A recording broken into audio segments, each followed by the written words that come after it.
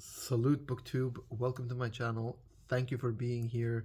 Volume 12, celebrating BookTube's video series.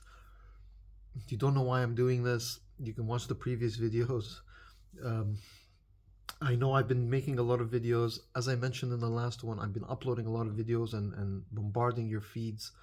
As I mentioned in the last video, there's a reason for that, and that's because I am on a tight deadline. I will be traveling again abroad, and that will be a pause from BookTube, but I did want to finish this series before I go, so I want to record these videos, upload them, and then I'll be gone for a while, and then I'm happy to report that I won't be uploading, and you're gonna have a long break from me, and again, I know that's a relief for all of you. That being said, we're going to continue with volume 12 of this series. And as I was saying, you can watch volume 1 to 11, but this isn't sequential. You can watch any of them at any time. You don't have to even watch it in order. You don't have to watch all of them. You can watch one of them, whatever. Just put that out there. But yeah, we're at volume 12 right now, and for this video I wanted to celebrate another BookTube friend and channel that I highly enjoy. If you like historical fiction, if you like mostly historical fiction, but just historical fiction. This BookTuber really nails the kind of books that I like. This is exactly what I like to read, so I really love watching his channel. Of course, I should introduce the BookTuber. His name is Kvetoslav, and he's out of the Czech Republic. And that's what I'm going to do here, is just discuss some of the Czech books I have. Because Kvetoslav, he's got his own style of doing his videos. He's one of those BookTubers who likes to keep his identity hidden, so you only see his hands when he's making BookTube videos, but that doesn't take away from the entertainment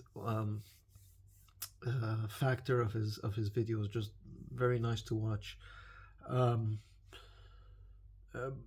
So like I said, Kvetoslav is out of the Czech Republic, and just recently there was a BookTube name tag which I had done, a volume, I forget now, maybe 4 or 5 of the series, and one of the prompts were related to booktubers, their names, and a book related to that name. So when it got to Kvetoslav, the book was a book about or a book set or about the Czech Republic or Central Europe. And I didn't want to get too in the weeds. I picked this book for that last video, Europe East and West, which is by Norman Davies. And Davies, he's a famous historian, and he was he's famous for focusing on Eastern or Central Europe when discussing European history. Previously, historians would focus more on Western Europe. There was a lot of like France and Germany and the UK, but Norman Davies really puts the spotlight back in places like Czechoslovakia or Poland, these kinds of places, and lesser known aspects of European history. But for this video, I wanted to show I have books about the Czech Republic, and I thought to honor and celebrate Kvetoslav, I would show some of these books. The first book is a big chunker. This book I went to Prague. I went to the Czech Republic, and I went to Prague. Anybody who hasn't been to Prague, you need to go. It's a beautiful city, very well preserved. It wasn't damaged, luckily, I think, during the Second World War. So it's one of the better preserved Central European cities, and just beautiful. Now, when I went, I made some mistakes. I was younger, and I went with I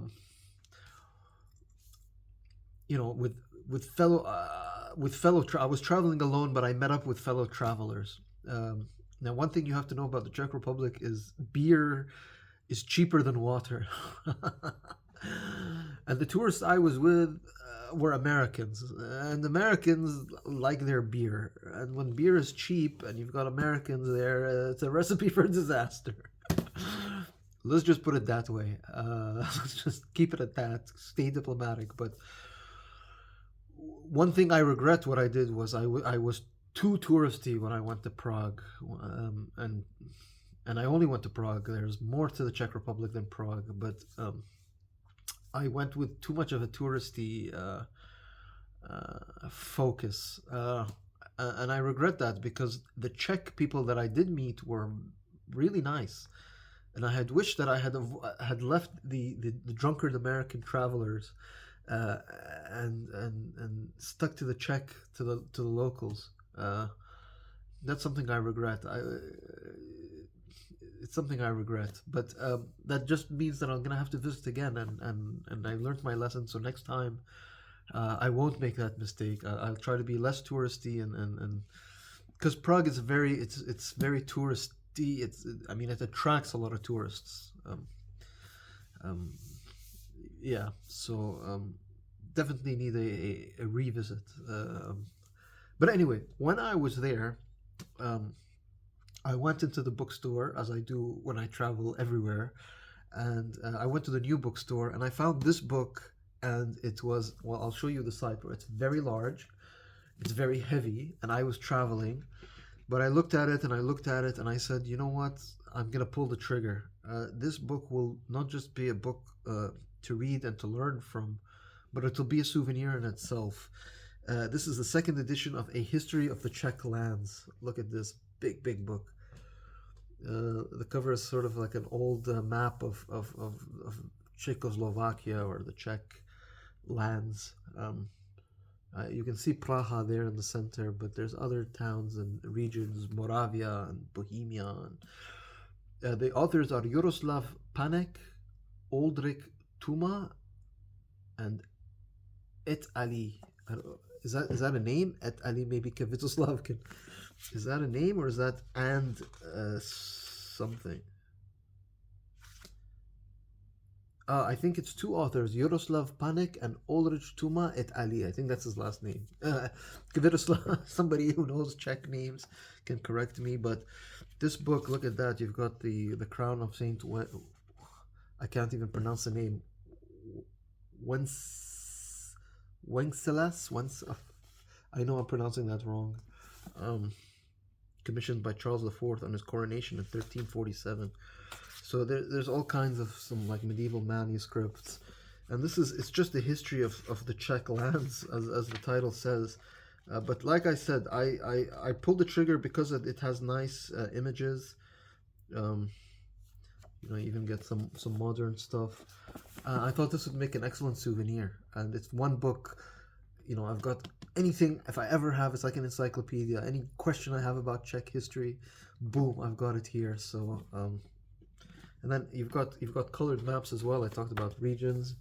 You can see there you've got Moravia, Bohemia. Well, it's basically two regions, but they Carinthia. What else? What other maps? Yeah, just Czech. Different periods of history under the Austro-Hungarian Empire. Just a nice book to have. So I pulled the trigger. I thought this was very, very elegantly done. It's it's really well done. It was a bit expensive, but again, it's a souvenir. I look at it as a souvenir of my time in Czech. Again, look at that. Like just nice images, etc. So that's this one Czech book I have. I was speaking about travel and tourism. I have this. I picked it up really cheap. It's from the National Geographic Traveler series, and this is Prague in the Czech Republic. And again, this is a guidebook. This is just a travel book. Again, there's modern Czech Republic. Of course, you say Czech Republic. Once upon a time, it was Czechoslovakia, and they sort of split, and then Slovakia is now a separate country, but it was a mostly peaceful split, but or division of the country. But yeah, this is a travel guide. I'm just trying to find some nice photographs all throughout this thing. A National Geographic thing, so you would expect just high quality, really cheap and high quality. I mostly got this for the photography. I mean, it is a guidebook, but there's the entry for Prague, just beautiful. I'm sure there's a.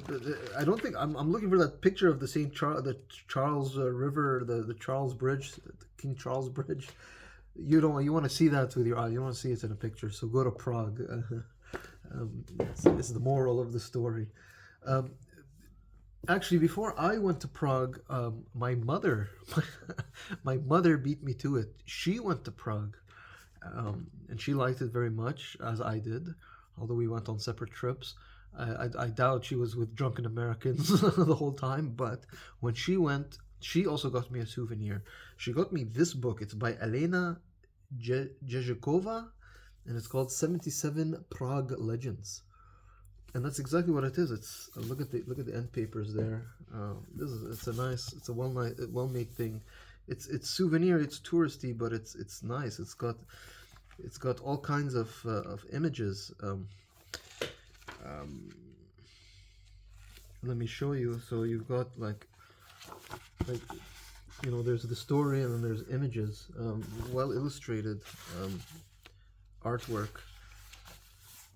That kind of thing, and it's all through the book. This one is called The Petrified Urchin. If you look at the table of contents, look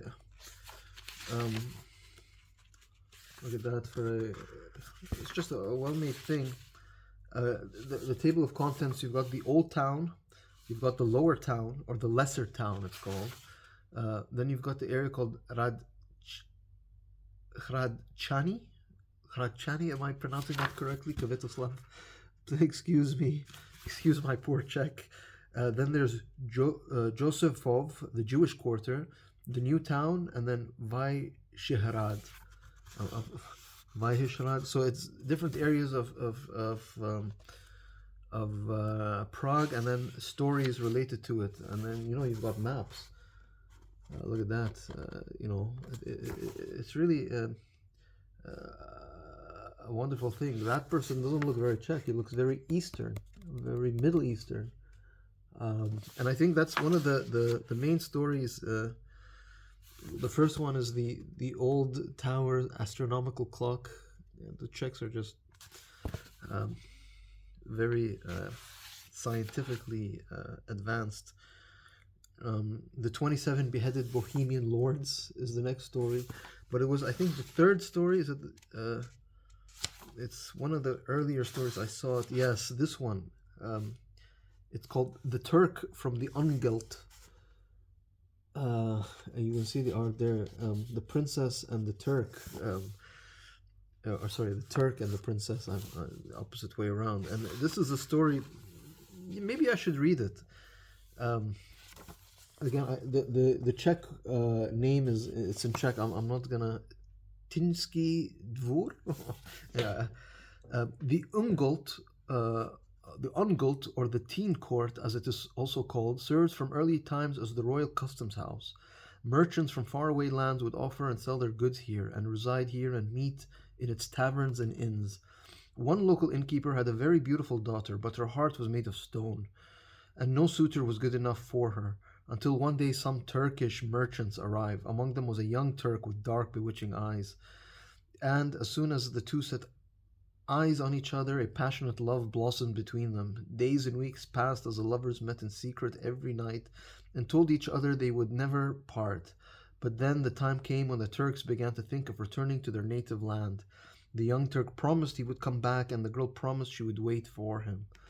When the merchants had gone, the innkeeper's daughter was inconsolable. She moped and worried for months on end, but her beloved did not come back. Meanwhile, another young man, a local boy, began to court her. He followed her every step, wrote poems for her, and sent her flowers. And so the inevitable happened. At first, the girl rejected his advances, but when the Turk failed to return, she fell in love and agreed to a wedding. Alas, fate decreed that the Turk would reappear in the Teen Court on the very day that the innkeeper gave his daughter in marriage.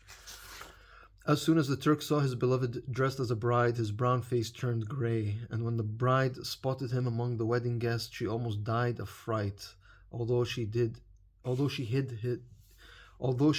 this well. When the evening came and the wedding party in the inn was in full swing, the Turk pressed a message into the bride's hand, asking her to come for one last rendezvous at their secret meeting place, and saying that he wished to say goodbye. The bride felt sorry for the Turk, and so slipped away from the inn unobserved and hurried off into the night. From that moment on, she was never seen again. People looked here, there, and everywhere, and even wondered if she were dead, but nobody suspected the Turk. After all, nobody had known of their love, and even if someone had known, the Turk was soon back in his homeland. Several years went by until one day a neighbor's girl came running from the cellar screaming that there was a human head under a pile of kindling. A human head under a pile of kindling. The wretched parents and groom realized from the long blonde braids that this was the head of their lost daughter and bride, and nearby they found the rest of her body, still dressed in wedding robes. The murderer was never brought to justice, but the legend goes that he found no rest in death. The ghost of the young Turk walks the Ungeld at night, sometimes carrying the girl's head by its blonde braids. That's the story of the Turk in Czech. The Czech was never invaded by the Turks, unlike nearby Hungary, unlike nearby Yugoslavia, Serbia, the Serbian lands, and Croatia and Bosnia. Unlike places like Romania and Bulgaria further east, the Prague was never invaded by the Turks. The Turks were stopped in Vienna, the Ottoman Turks. But you know that story. The fact that it's a Czech girl and a Muslim Turk. They focus on the blonde braids, but then the beheading and the anyway. But still, it's excellent. Again, I don't know if these are legends, like, are these well-known legends, or are these all the creation of this author Alina Jezhjakova, who was here about the author, was born in 1966, is the author of many popular educational books about Prague and Czech history. She has won several awards for her work. And then Renata Fučíková, born in 1964, is a renowned illustrator with many international prizes to her name. And again, this one is called the Bridge of Eggs and Cream Cheese. So again, there's that one. And then my mother bought me. She bought me this one. And then she bought as well with it. When I was younger, I used to collect stamps. These were inside, so I think she gave these as well at the same time. These are old Czechoslovakia stamps from the communist times. And then there's more here. Look at that, original souvenirs, Czech stamps. Oh, there's more. These are historical stamps. Anyway, so there's that. And then finally, just to wrap this video up, I wanted to highlight, well, there's actually two more books I wanted to highlight, but first, one more history and then more fiction, a Czech fiction author that I really need to get into. The non-fiction, the history I wanted to highlight was this book. It's by William L. Schreier, well-known book. It's called The Rise and Fall of the Third Reich. Of course, it's got that swastika on the cover. I don't know. Will I put this as my we'll see. Anyway, it's the subtitle is A History of Nazi Germany, and this is what it is. A huge book. It's a huge book. But there was one chapter specifically that every time I read it, it gets the necks on the hairs on my necks spike up. It's actually chapter 13. Maybe I should have made this volume 13 of the. But anyway, it's Unlucky 13. And look at the subtitle. This is again. Let me give some background first. This is William L. Schreier was an American journalist who was in Nazi Germany as Hitler was coming into power and then consolidating his power and beginning his machinations, his evil machinations. And Schreier is just an excellent reporter who just writes about what he saw on a day-to-day basis. So it's journalism, but it's also history, and it's first-hand account of what was happening in Nazi Germany and surrounding it. And that's this book, and he's got other books on the same subject. Just the man uh, um, at the right place at the right time, uh, um, just writing about what he saw. But it's again this is chapter 13, so he's discussing first the rise of the Nazis, the rise of Adolf Hitler, his consolidation of power in Germany, the Anschluss with Austria. There's the Munich Peace Pact, but then which was with hindsight became a failure. But then you have chapter 13, and it's this one: Czechoslovakia ceases to exist. Just bone chilling chapter, and that's Hitler used the Sudeten Germans who lived in Czechoslovakia as an excuse to invade that country, and the powers did nothing about it until it was too late. Until after Hitler gobbled up Czechoslovakia, it was the turn of Poland. You can see that right there. That's chapter 14, and then which is that's when the war really starts. But chapter 15 is actually, if I can find it, the Nazi-Soviet Pact, which is better known as the Ribbentrop-Molotov truce. Chapter 16 is the last days of peace, and then 17 is the launching of World War II, and then chapter 18 is basically war. You reach book 4, part 4, which is the fall of Poland, chapter 18. But it's that the fall of Czechoslovakia that really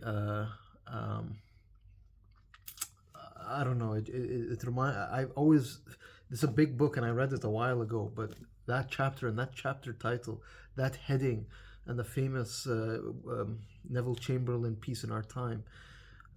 I always remembered that title. It always gives me chills. It's so when Czechoslovakia became a subject, a topic of discussion on BookTube, I quickly remembered that. There's one more book I should have brought earlier. Now I remembered. It's very close by. I got this very recently. This is a book haul. I need to make a book haul video. I don't know if I will, if I have time, but maybe when I come back from traveling. But I saw this, and again, because of Kvetoslav, I wouldn't maybe usually pick this up, but it was really cheap and it's in good condition. This is The Prague Spring and the Warsaw Pact Invasion of Czechoslovakia in 1968. And this is edited by Gunther Bischkow, Stefan Karner, and Peter Rugenthaler. And I don't think it's academic, but it has that academic feel, but it's not an academic press. And it's part of the Harvard, okay, it is, the Harvard Cold War Studies book series. Okay, it is Harvard, but the publishers is Lexington Books. It's not Harvard University Press or whatever, but yeah, it's just different authors talking about the 1968 Soviet invasion, putting down of the Prague Spring. I don't want to insult Kvetoslav with my ignorance, but I think there was a movement, a sort of protest movement in 1968 in Prague, where they tried more, I don't know, liberal forces in Prague had tried to sort of break away from the Soviet Union. You can see what the response of the Soviet Union with the tanks. Yeah, this book, there's chapter headings. It's good. It's good, like 1960s history. So I picked it up. I usually wouldn't, but it was cheap. And Kvetoslav and Czechoslovakia were on the mind, so I said I'll buy this. I'll pull the trigger, and at least I can show it on the video. And that's it, except for one more author that I want to mention, and I'm very embarrassed that I haven't read this author. There's two authors that I haven't read, and as a well-read person, I think I should. One is Dostoevsky, and I'm working on that. The second is Kafka. I have read no Kafka, and I don't even have any Kafka in my library. This whole library, not a single letter from Kafka. Not that I know of. Well, I might have to look for it, but I don't think so. Kafka, I understand, was from Czech Republic, from what was then Czechoslovakia. I believe he's from Prague. I could be mistaken. I think he was a Czech Jew, if I'm not mistaken. I have very little background as well and bio, but everybody goes on about Kafka. I haven't read Kafka. I need to read Kafka, so that's something I have to do. But the question is where to start. Do I start with the Metamorphoses? Do I read the diaries, the bio? If you know, please do let me know in the comments. How do I go about starting with Kafka? What's your recommendation? Because I need to pin down Kafka. I need to pin down Dostoevsky, and then I can tell everybody, yes, I've read Kafka and I've read Dostoevsky. Because now every time people ask me and I say I haven't, people, all this library behind you, that all dissolves into oblivion, and it doesn't count. Because if you haven't read Kafka and you haven't read Dostoevsky, you're not well read. So I need to change that. So that is the goal. And luckily we even have booktubers in the Czech Republic like Kvetoslav that'll remind me that I need to get that done. But anyway, that's it. I wanted to wrap this video up. I want to thank Kvetoslav for supporting my channel. I hope that you will that he continues to drop videos, because his videos are just great. You should check him out. I'll link him below. Subscribe to him, all that good stuff. But until volume 13, which will come out soon, thank you very much, BookTube. Salute.